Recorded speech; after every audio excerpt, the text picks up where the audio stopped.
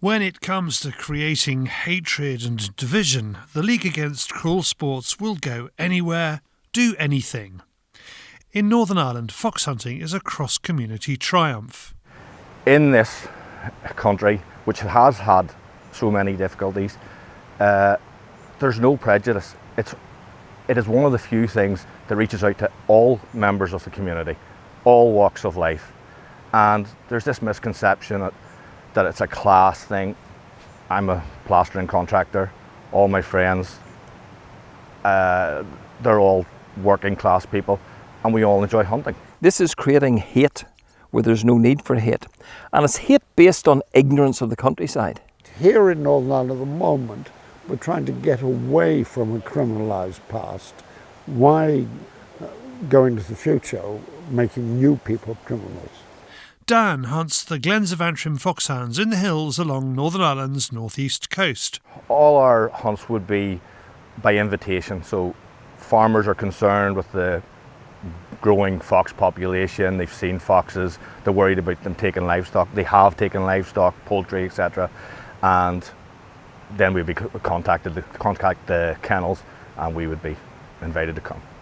Now Lax has landed in Northern Ireland, wants to get rid of people like Dan, and has found the man to do it. John Blair from the centre-left Alliance Party.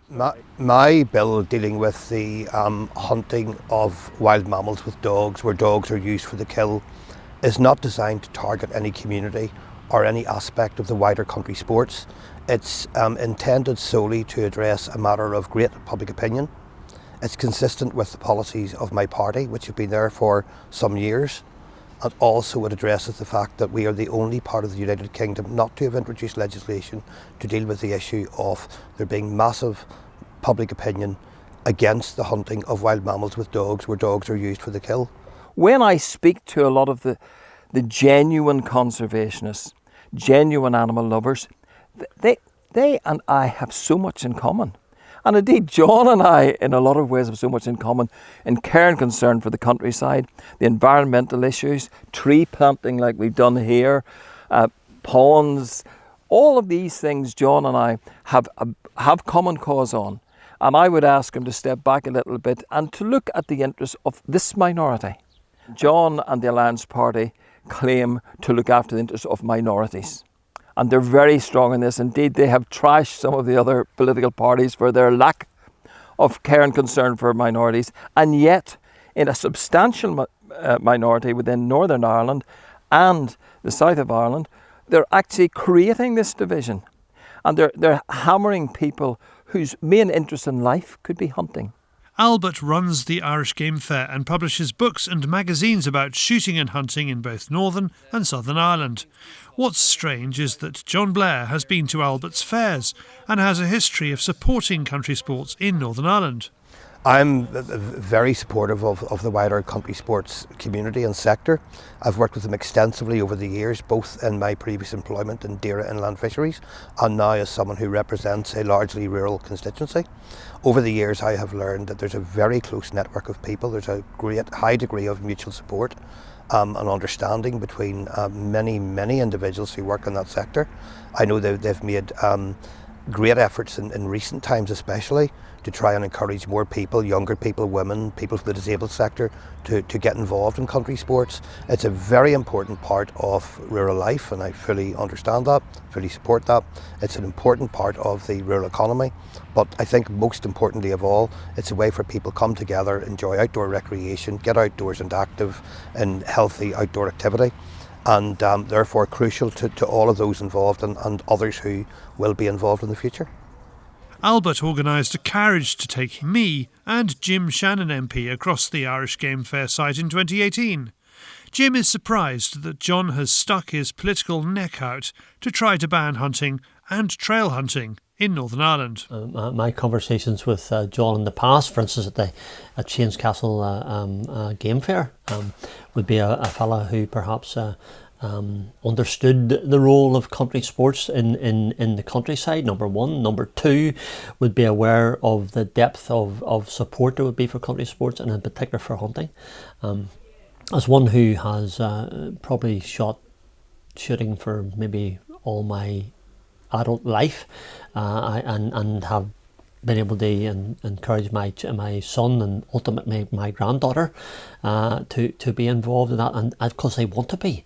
I think that John maybe is pursuing something which I suspect is not necessarily in tandem with the viewpoints of the large majority of people in Northern Ireland. Therefore, has he thought it through? Well, only he can answer that. Perhaps even more surprising is that John does not consider himself or his bill to be anti-hunting. I am not, and I should not be quoted as someone who is in any way anti-hunting or anti-country sports. It's a great frustration to me that many people active in the sector, not all, but many, have deliberately misrepresented what I'm trying to do by consistently referring to it as a hunting ban. It is not that, never has been that, will not be that with my name on it. It is, plain and simple, an attempt to bring a private member's bill where dogs are used for the killing of a wild mammal for human entertainment. We have put the whole of John Blair's interview on YouTube. There's a link in the description below.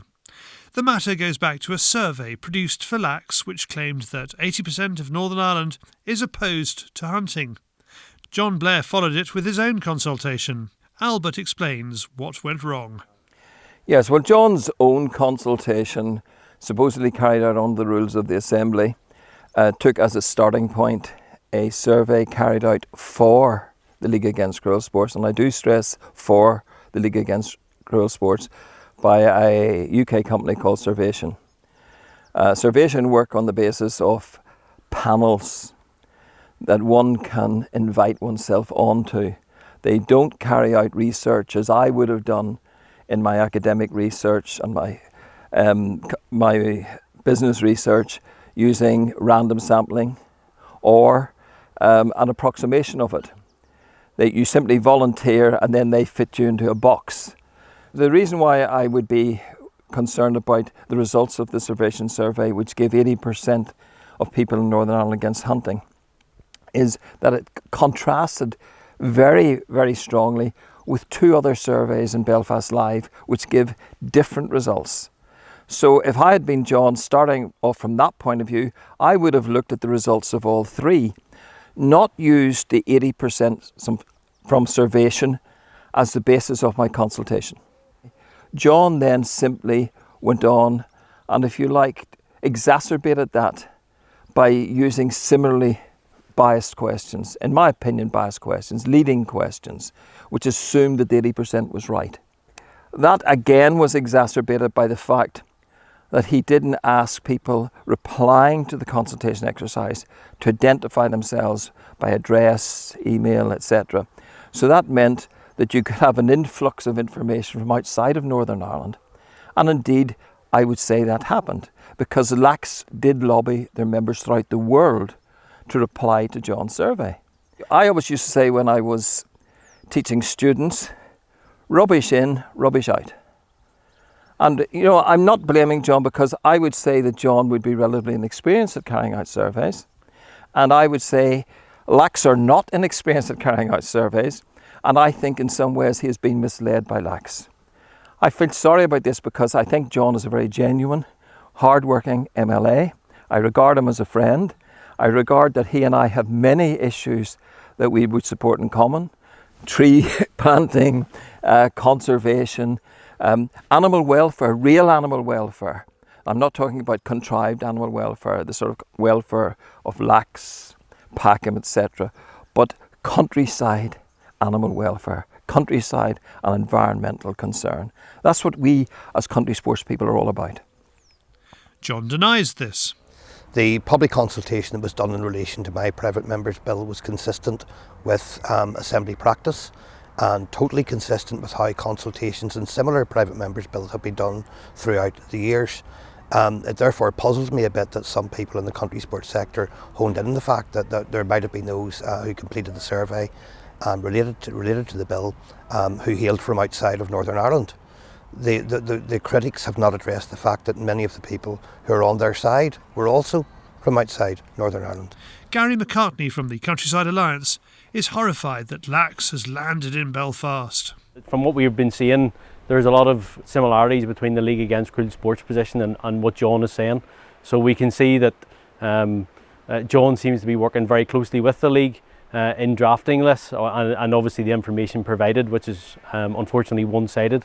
So yes, I can see that there is a strong link between the two. John has not engaged with Countryside Alliance or the hunting community to the best of our knowledge, and despite our correspondence to him, he has refused to respond. If John has concerns, come and speak with the hunting community. Let's discuss it and see the best way forward and how we can address that so that everybody is happy and we can move forward. I have engaged with the hunting community regularly and often over the years. I do it all of the time. I work with local conservation trusts, I work with local anglers, I know many people individually who are involved in country sports, and I respect what they do. Fox hunting here touches all ages. Who's your favourite? Causeway. Causeway. Can you see Causeway? Is it Causeway there? That's him right there. And why is he your favourite? Because he's named after the Giant's Causeway. The proposed bill has already hit some political bumps. The Ulster Farmers Union is against it. The farmers not only support us because they like hunting, but they realise that there's a huge financial interest, because one of the things that maybe hasn't come out is that Northern Ireland is a very horsey part of the world, and lots and lots of the very best young steeplechasers come from Northern Ireland. They start in the hunting field, they go on to pointing, and then they go to Doncaster sales, where I'm glad to say some of them make £200,000 or £300,000 a time. The farmers of the North Antrim Hills claim the highest density of sheep in Europe. John says there are alternatives to vermin control with hounds, and he has mentioned fencing against foxes.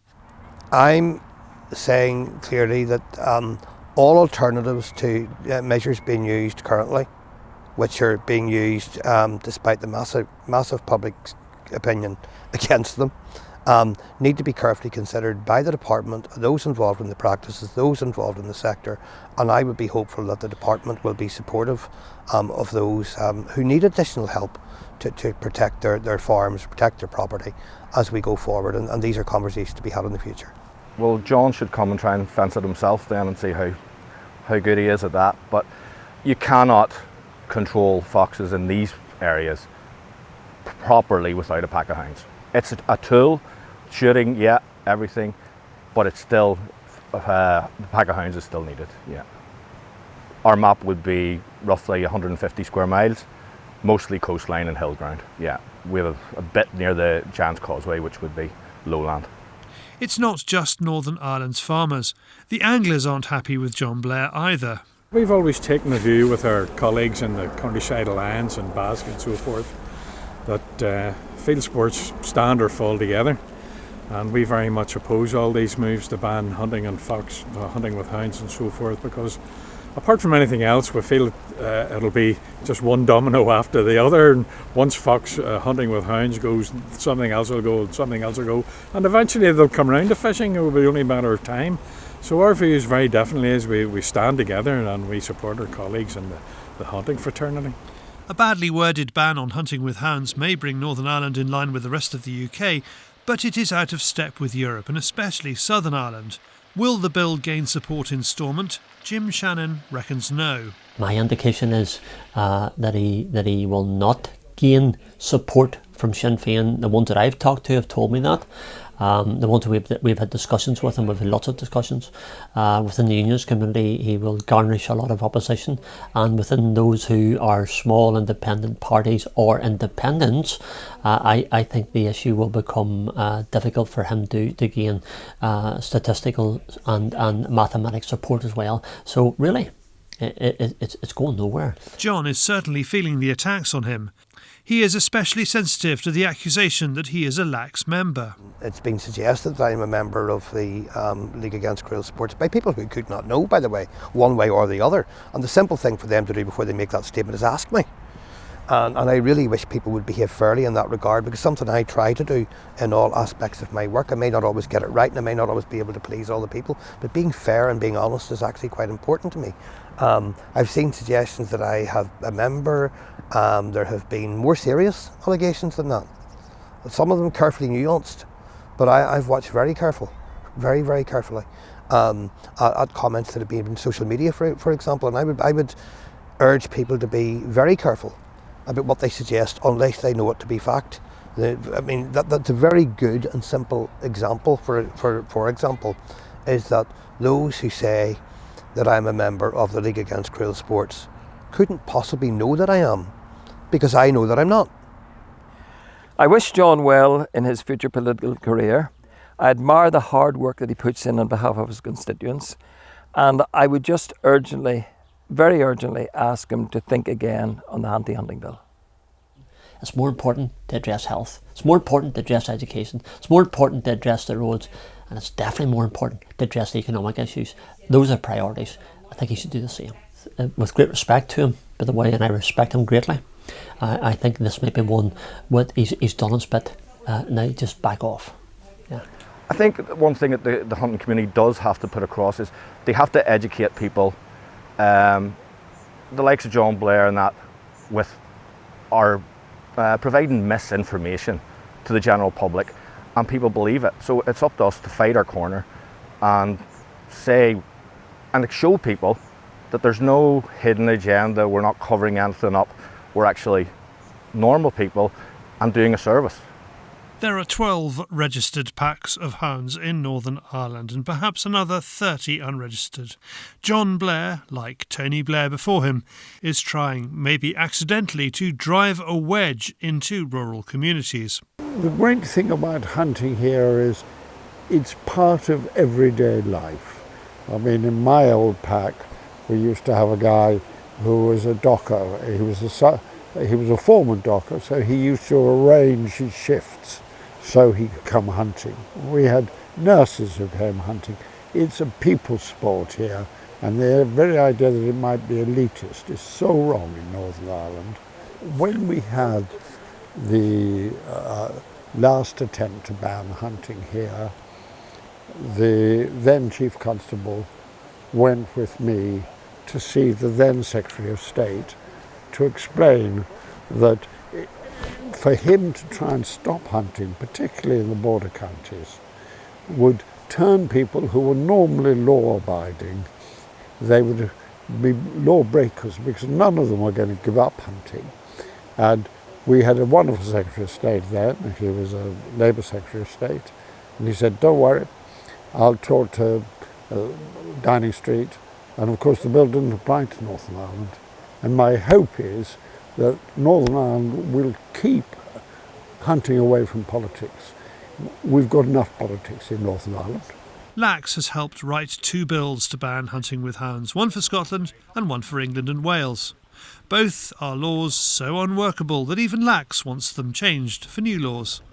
It looks like the Northern Irish process is going to be another waste of public money and parliamentary time.